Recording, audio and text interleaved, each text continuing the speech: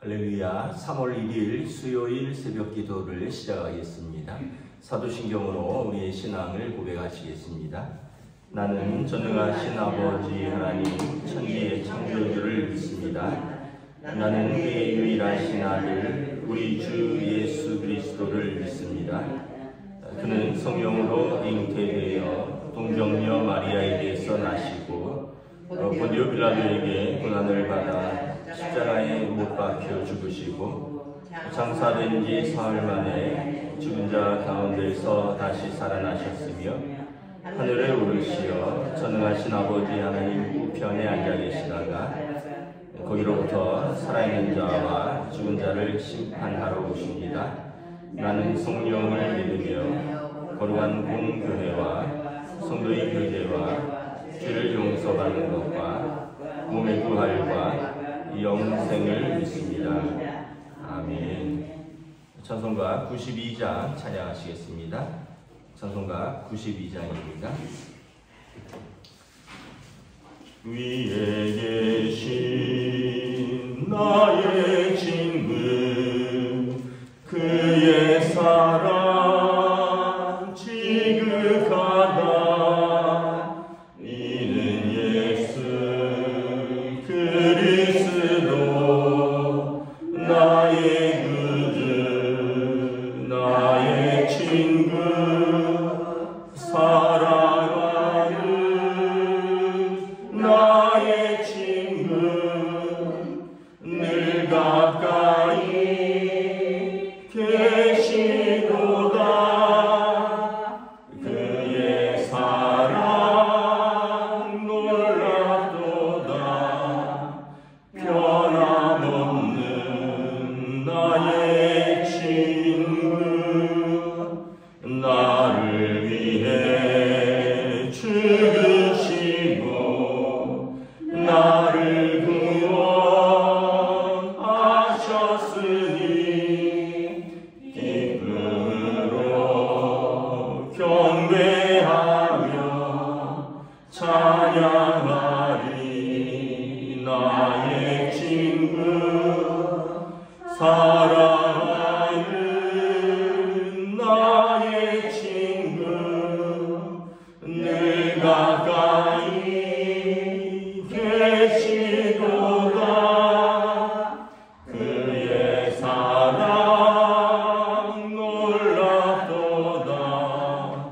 변함없는 나의 친구 내 맘속에 늘 계시고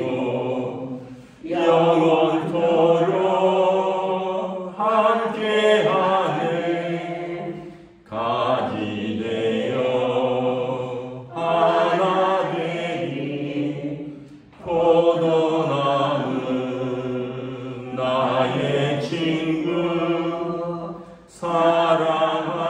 사랑하는 나의 친구 늘 가까이 계시도다.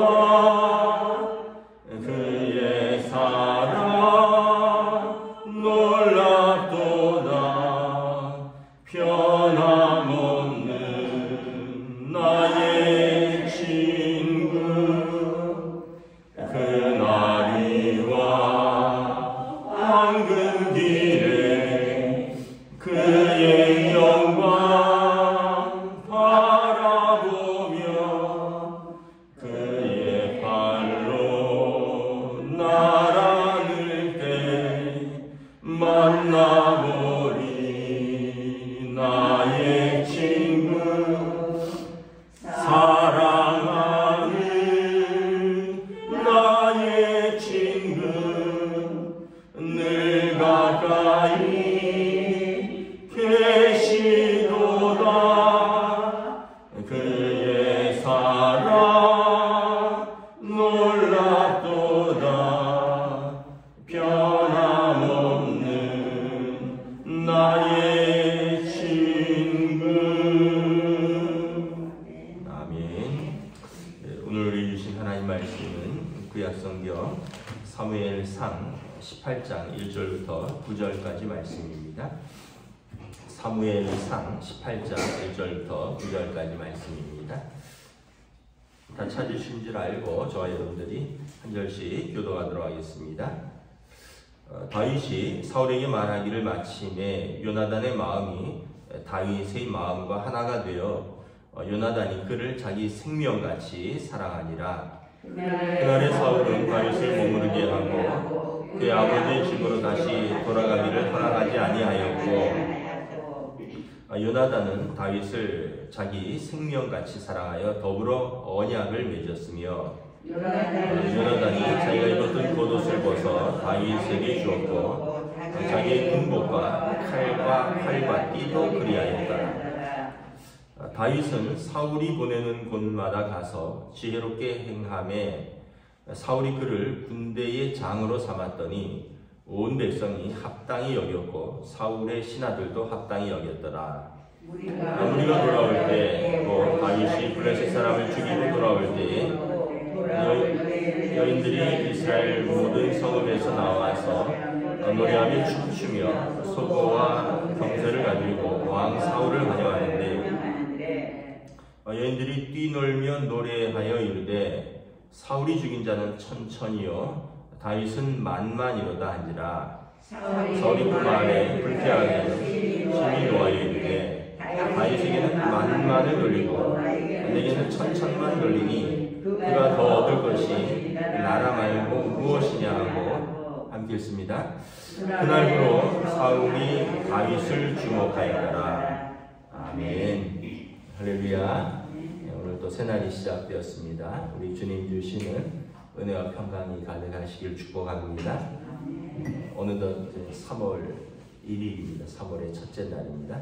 또 새로운 봄의 계절에 만물이 생동하고 하나님의 은혜가 우리들의 삶에 가득한 그러한 시간들 되시기를 다시 한번 축복합니다. 이제 블레셋과의 전쟁에서 다윗이 그 장수 골리앗을 꺾고 온 이스라엘이 힘을 내서 이제 블레셋과의 전쟁에서 승리했습니다. 이제 다윗의 이름을 모든 사람이 알았겠죠. 예전에는 누군지도 모르고 누구 집 아들이냐 막 이렇게 물어봤을 때 서로 모르겠습니다 했는데, 이제는 왕에게도 이새의 아들 또 다윗이라는 것, 그리고 그가 목동이지만 하나님의 이름으로 전쟁은 여호와께 속하였고 구원은 하나님께서 주시는 것이다. 이스라엘의 그 정체성을 가장 잘, 이스라엘은 하나님의 백성이라는 뜻인데 이스라엘의 정체성을 가장 잘 모든 백성 앞에 드러내었던 사람이 되었죠. 18장 1절에 보면 이제 다윗이 사울 왕에게 나와서 이제 칭찬을 받고 그 공적을 치하를 받고 물러날 때 요나단 왕자죠. 요나단의 마음이 다윗을 향하여 자기 생명같이 사랑하니라. 요나단은 사울의 장남입니다. 그리고 아마 다윗보다 위였을 것입니다. 왜냐하면 요나단은 이미 장수로서 싸움에 나갔던 경험이 있고 또 그러니까 20살이 넘었다는 얘기고요. 그리고 요나단도 이전에 막 믹막스에서 진쳤을 때 아무도 두려워서 숨어 있을 때 요나단이 자기 호위병사 하나만 데리고 이제 그 블레셋 적진에 건너가서 하나님의 이름으로 싸웠던 경험이 있거든요. 그러니까 이 같이 그 하나님을 사랑하는 두 청년들, 그리고 나라를 사랑하는 두 청년들, 그리고 이러한 것처럼 여기 오늘 1절에 보면 요나단의 마음이 다윗의 마음과 하나가 되었다. 하나님을 향한 뜨거운 사랑, 나라를 향한 뜨거운 사랑, 그리고 나라와 민족, 백성을 향한 뜨거운 사랑, 그 마음이 하나가 되었던 거죠. 그러니까 요나단이 다윗을 어찌 사랑하지 않을 수 없겠습니까? 3절에 보면 요나단은 다윗을 자기 생명같이 사랑하여 더불어 언약을 맺었습니다. 이제 무슨 언약인지는 알 수 없지만 4절에 보면 왕자의 겉옷과 왕자의 군복과 왕자의 칼과 활과 띠를 주었더라. 요나단은 그냥 왕자가 아니라 세자입니다. 세자, 왕세자입니다.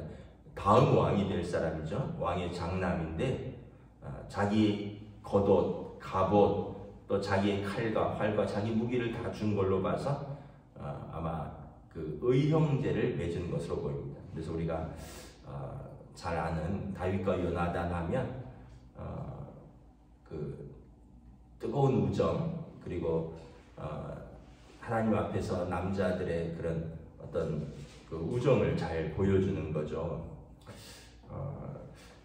우리가 생각할 때 참 오늘이 3.1절입니다.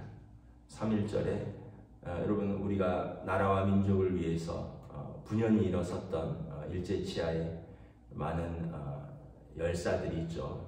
그 중에는 남자만 있는 것이 아니라 여자분들도 계시고 또 나이 드신 장년만 있는 게 아니라 어린 학생들도 있고 뭐 다 아시겠지만 우리 유관순 열사나 그 친구분들은 이제 막 그 당시 이제 고등학교에서 대학교로 막 넘어가는 그런 나이였습니다.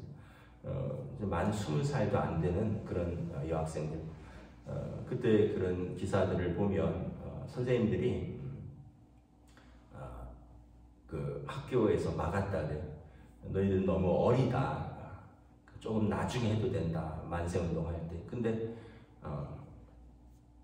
우리나라를 위해서 우리가 나서지 않으면 누가 나서겠느냐 하고 선생님들을 설득하고 그 외국인 선교사들, 외국인 선생님들, 그리고 나이 드신 선생님들이 어린 학생들을 보호하려고 너희들은 다음에 해도 된다. 이건 어른들이 먼저 하고 너희들은 천천히 해도 된다. 지금은 공부할 때다. 지금은 목숨을 부지할 때다. 그래갖고 막았는데 여러분 그 아시죠? 3.1운동 파고다 공원에서 이 김희독립 선언문을 낭독할 때 원래는 그 대표들이 태화관에서 모여서 결의하고 그 파고다 공원으로 가서 낭독하기로 했는데 일제의 그 삼엄한 감시 때문에 제 시간에 도착을 못한 거예요. 사실은 어른들이. 그런데 거기에 있었던 대학생들이 태극기를 가지고 있었고 또 김희독립 선언문을 가지고 있었는데 어른들이 와서 제 시간에 그걸 발표를 해야 되는데 그 방해, 일제의 방해와 감시 때문에 제 시간에 못 오니까 그 자리에 있던 학생들이 발표한 겁니다. 그 당시 이제 대학생들 또 고등학생 이 학생들이 미리 복사해서 가지고 있던 김희독립 선언문과 태극기를 그 파고다 공원에 모였던 분들에게 나눠드리고 그리고 그분들이 이제 발표한 거죠. 5등은 자해, 뭐 아예 그러니까 우리는 우리 민족의 자주 독립이 우리에게 있고 일본에게 있지 않고 이러면서 이거를 쫙 발표한 거죠. 우리가 이렇게 생각해 보면 참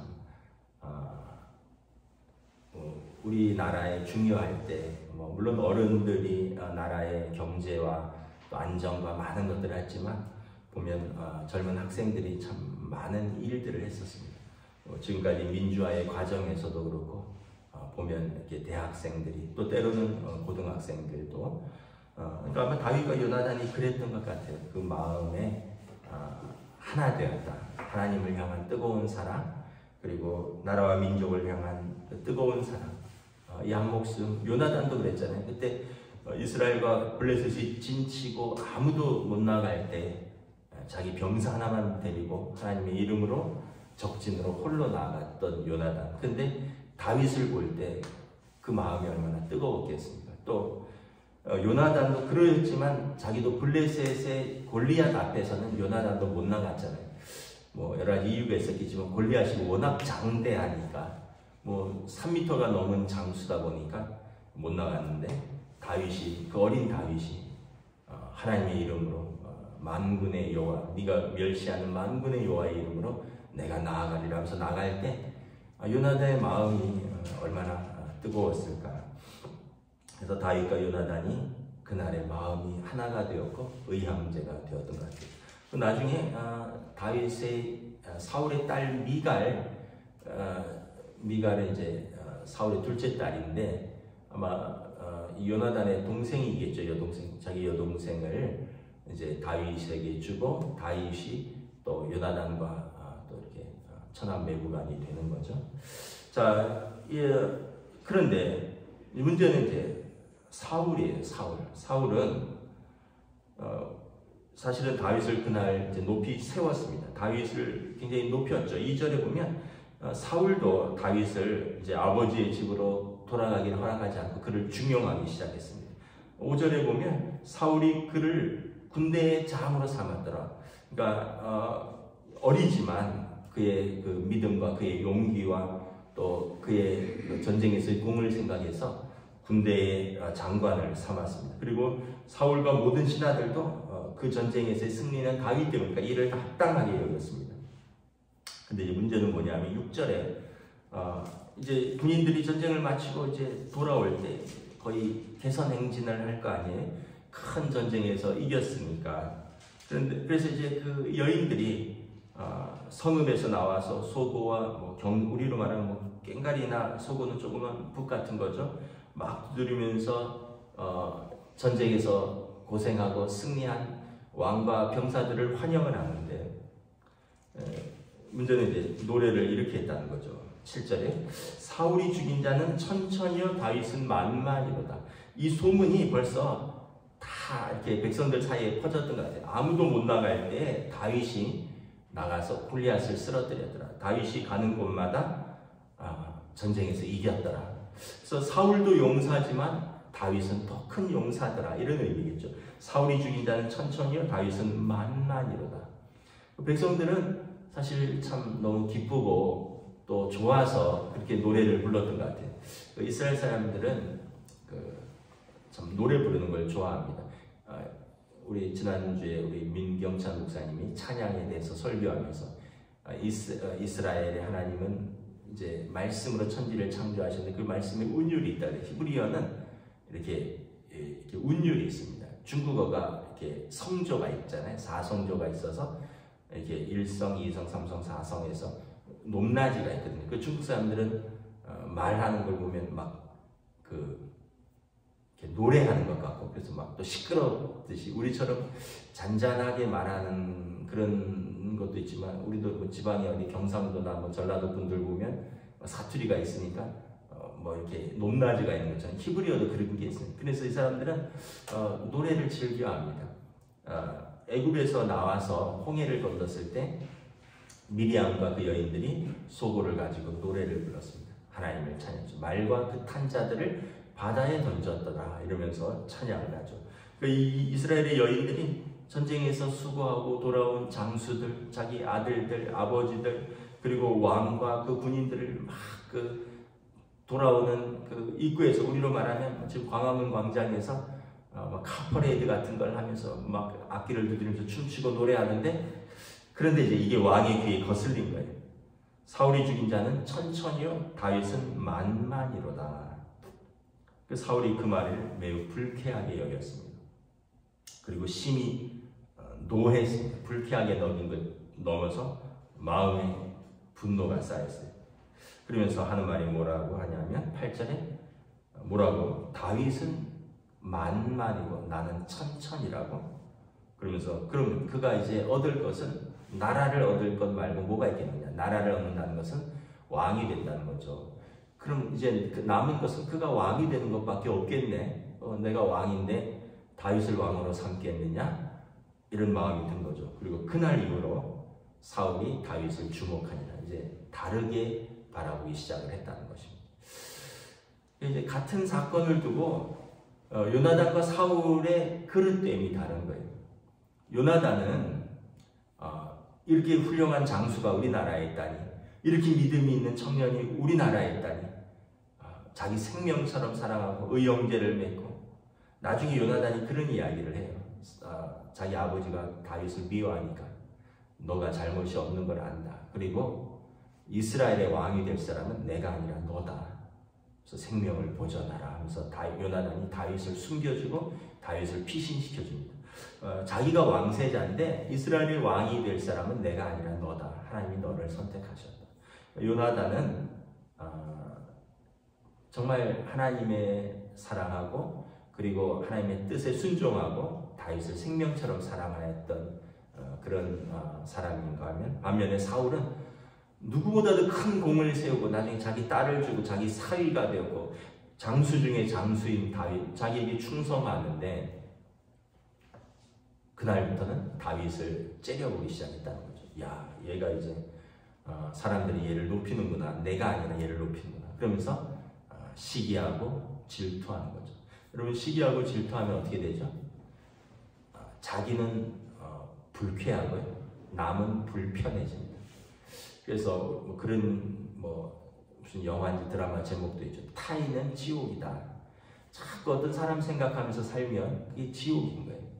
여러분, 하나님 앞에서 내게 주신 사명, 내게 주신 하나님이 나를 사랑하신 것을 집중해야지. 여러분, 집에서 아이들 한참 키울 때 아이들이 그런 말을 가끔 할 때 있죠. 엄마는 오빠만 좋아해. 또는 엄마는 아빠는 막내만 좋아해. 사실은 부모는 다 똑같아요. 여러분, 아이 키우면서 누가 장남만 좋아하고 누가 막내만 좋아하고 누가 둘째만 더 사랑하고 그런 부모가 어디 있어요?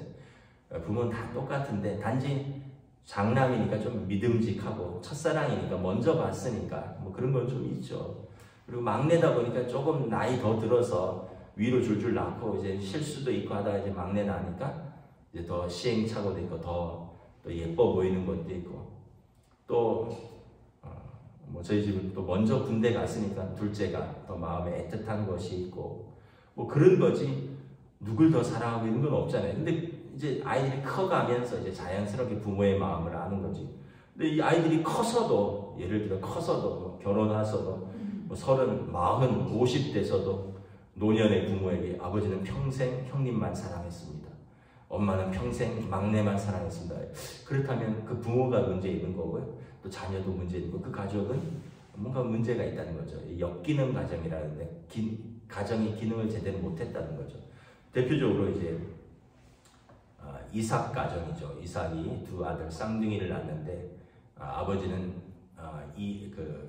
에서를 사랑하였고 어머니 라헬은 리브가는 그 야곱을 사랑하였더라. 이게 잘못된 거죠. 그리고 이삭은 12아들 중에 또 요셉을 특별히 사랑한 거예요.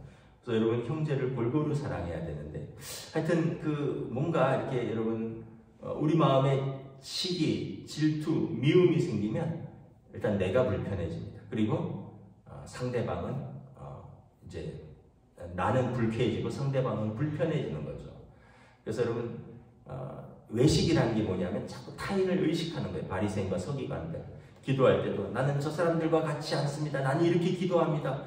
기도는 하나님께 하는 건데 기도하면 잘하였다 하고 하나님께 칭찬받으면 돼. 나는 이렇게 기도합니다. 저 사람들은 저렇게 기도하지 않습니다 하고 저 사람 기도 저렇게 못하는 저 사람들 세리들을 책망하고 비난하고 자기의 기도를 높이고 나는 이렇게 헌금합니다. 바리새인들 뭐의 11조까지 하는데 저들은 그렇지 못합니다. 자기들도 그러니까 잘하는 것을 가지고 이제 다른 사람들을 의식하다 보니까 결국 하나님 앞에서 참된 경건이 아니라 다른 사람들과의 불편한 관계를 초래하고 자기 믿음도 떨어지는 거죠.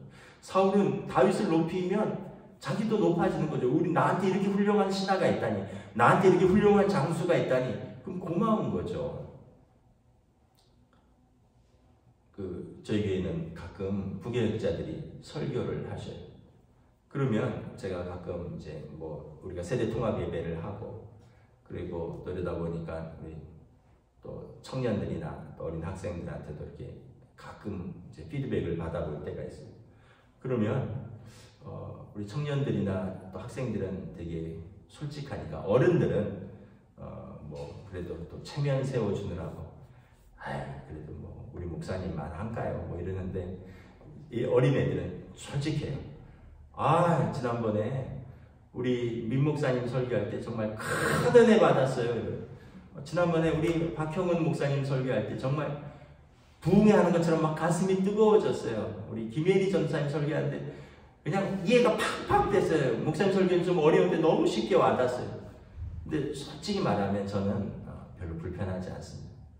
고마워요. 왜냐하면 우리 교육자들이 설교 잘해서 성도들에게 은혜를 끼치고 담임 목사로서 우리 교인들에게 은혜를 끼치는 설교를 할 수 있는 부교육자들이 함께 있어서 고마운 거죠. 근데 만약에 제가 그날 이후로 민경찬 목사를 주목하기 시작하였더라. 그날 이후로 박형은 목사를 째려보기 시작했더라. 그날 이후로 김혜리 전도사를 마음에 두었더라. 이게 나쁘게. 그러면 여러분 저한테도 손해고 교인들한테도 손해고, 그럼 이제 부교육자들도 그걸 알아요. 아, 이제 담임 목사가 자기가 설교시켜 놓고는 그날 이후로 나를 미워하는구나. 이걸 자기가 아는 거예요. 그러면은 어떻게 같이 사역을 할 수가 없죠. 근데 우리 교육자 단톡방도 있는데 거기서 막 주고받는데, 아, 저도 너무 은혜를 받았다, 뭐 이런 큰 수고하셨다. 사실 전 좋아요. 왜냐하면 여러분 그런 거 있잖아요. 우리가 맨날 그런 표현을 쓰는데, 담임 목사 설교는 집밥이다, 백반이다. 맨날 이렇게 그냥 된장국에 밥에다 김치해서 먹는 건데, 사실은 이게 이제 진리이기도 하고 그런데, 외부에서 오셔서 설교하시고 또 외부 부흥 강사가 오시고 때로는 이제 부교육자들이 반짝이고 젊고 또 톡톡 튀는 아이디어로 설교하고 이러면 그 외식하는 것과 같다, 이런 표현을 쓰거든요. 여러분 매일 집에서만 먹다가 밖에 나서 외식하면 맛있잖아요. 근데 또 뒤집어서 생각해 봐야 돼요. 맨날 외식하면 뭘 더 사 먹어야 될지가 고민입니다. 제가 옛날에 직장 생활을 했는데, 직장 생활 2년 할 때 점심때마다 고민이 오늘 점심 뭘 먹을까? 부서에서. 저희 부서가 80명인데 저희 팀이 그 중에서 8명이었어요. 그 8명 팀별로 먹는데 맨날 신입사원인 저한테, 야, 오늘 어디 먹을 건지 식당 알아봐라. 그럼 오늘은 중국집 갈까요? 야, 어제 먹었잖아. 오늘은 냉면집 갈까요? 아이, 야, 지금 계절이 지금 겨울인데 무슨 냉면? 오늘은 저기 청국장집 갈까요? 그 냄새 나잖아. 아, 그래갖고 저보고 식당 알아보라고 해놓고는 다들 뭘 먹어야 되는지가 제일 고민인 거예요. 그러다가 이제 뭐 이렇게 사실 구내 식당이 있어요. 구내 식당이 있는데 줄도 3,000명이 거기서 먹으려고 그러니까 줄도 많이 서고, 그래서 이제 구내 식당도 먹지만 밖에서도 먹는 건데, 결국 돌고 돌아서 어디로 가냐? 구내 식당으로 가요. 그래서 여러분 저는 그런 거를 알기 때문에 별로 불편하지 않습니다. 그래서 우리 부교육자들이 설교하면 고맙고, 근데 애써 설교시켰는데 설교를 못하면 그게 더 속상해요. 그러면 이제 당회원들이나 교인들이, 아니 목사님 설교시키지 마십시오, 이렇게 이야기를 한단 말이에요. 그러면은 제가 더 힘들어진 거예요. 그런데 우리 부교육자들이 설교를 아주 잘하기 때문에 다들 은혜를 받았다고, 부흥이 한 것 같다 그러고, 신선하다 그러고, 마음에 팍팍 와닿았다 그러고, 그럼 이제 더 좋은 사역이 되는 거죠. 뭐 제가 뭐 마음이 넓다는 게 아니라 그냥 그렇다는 거예요. 별로 마음이 넓은 사람은 아닌데 그거에 대해서는 별로 갈등이 없다는 거예요. 사울은 저는 그게 좀 아쉬워요. 자기 신하거든요. 훌륭한 신하를 주면 더 좋은 거죠. 아까 말했듯이 훌륭한 좋은 부교육자가 같이 사역하면 좋은 거예요. 근데 좋은 사람들 다 내쫓고 못하는 사람, 지지리도 못한 사람들만 자기 밑에 두면 여러분 교인들도 힘든 거죠. 여러분 나라도 좋은 신하들은 다 유배 보내고 다 잘라버리고 간신배들만 남고 능력 없는 신하들만 주변에 가득하면 그게 여러분 왕이 더 채신 없는 건데, 사울은 그런 그릇을 못했던 것 같아요. 그래서 여러분 기억하십시오. 이렇게 내 주변에 친구를 이렇게 내가 높여주면 그 사람이 나를 높여줘요. 내가 친구를 깎아내리면 그 사람도 나를 깎아내립니다. 그래서 내 주변에 있는 사람들을 이렇게 높여주십시오. 서로를 높여주십시오. 그래서 참 우리 누구 예를 들면 뭐 친한 권사님들이 있다 그러면 누구 권사 참 믿음 있다, 참 수고한다, 참 헌신한다, 참 기도한다. 그러면 그분도 나를 평가할 때 그분 참 나에 대해서 좋게 생각하는구나. 그럼 그 사람에게 좋은 건 뭐가 있을까? 이렇게 되는 건데, 자꾸 그 사람을 깎아내리면 그러다 그 사람도 그 얘기를 어떻게 들어요. 또는 그 눈빛만 봐도 알아요. 왜냐하면 사울이 그날부터 다윗을 주목했으니까. 저 사람 날 싫어하네? 그럼 어떻게 돼? 그럼 나도 싫어지는 거죠. 감정은 흐르니까. 그러니까 여러분 우리가 서로를 높이고 서로를 사랑하시길 축복합니다. 그래서 참 우리 교회는 작은 교회잖아요. 가족과 같은 교회. 조금 미워하면 다 알게 돼요. 조금 위에 서로 높이면 또 다 알게 돼요. 그래서 여러분 가족이 미워하면 뭘 문제가 있어요? 무슨 소용이 있겠어요? 남편이 아내를 사랑하고 아내가 남편을 위하고 아이들이 부모를 존경하고 부모들이 자녀를 위해서 수고하고 희생하고 이게 가족이죠. 우리 교회는 또 우리 모든 성도들은 우리에게 주신 사람들을 요나단처럼 우리가 생명처럼 사랑하면 좋겠지만 가족처럼 사랑하시길 축복합니다. 자기 생명처럼 사랑하기는 어려우니까 우리 가족처럼, 가족은 막 바꾸는 게 아니에요. 그냥 가족은 받아들이는 겁니다.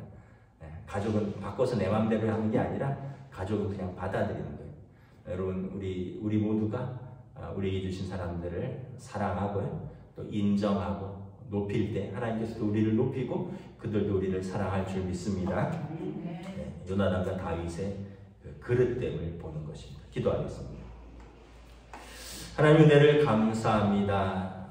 참 다윗이 나를 위하여 수고하고 목숨을 걸고 싸웠고 전쟁에서 승리하였고 모든 사람들이 다윗을 인정하였고 사울도 그 공을 인정하여 장군으로 높였고 또 요나단은 그를 사랑하여 그와 마음이 하나 되었고 그 젊은 나이에 하나님을 향한 사랑 그리고 나라와 민족을 향한 사랑으로 그들이 마음을 합하여 의형제를 맺었고 그러나 사울은 다윗을 높이는 백성들로 인하여 마음이 불편해졌고 그리고 안에서 질투가 그를 분노하게 하였고 그리고 다윗을 새로운 눈으로 바라보게 되면서 참으로 왕으로서 높여야 될 신하, 아껴야 될 신하를 그날 이후로 미워하게 된 것을 바라봅니다. 오늘도 우리의 삶에서 우리의 인격과 우리의 삶의 지경과 우리의 관계의 지경을 높일 수 있기를 원합니다.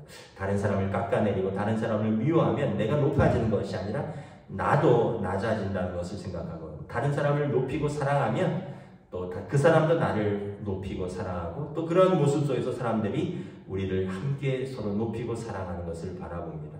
우리에게 주신 사람들을 우리가 존중하고 또 사랑하며 또 우리 가족처럼 영적 가족으로 함께 믿음으로 하나 되어 주님 앞으로 나아가는 우리의 귀한 믿음의 삶으로 인도하여 주시옵소서. 감사를 드리오며 우리 주 예수 그리스도 이름으로 기도드리옵나이다. 아멘. 하늘에 계신 우리 아버지의 이름을 거룩하게 하시며 아버지의 나라가 오게 하시며 아버지의 뜻이 하늘에서와 같이 땅에서도 이루어지게 하소서.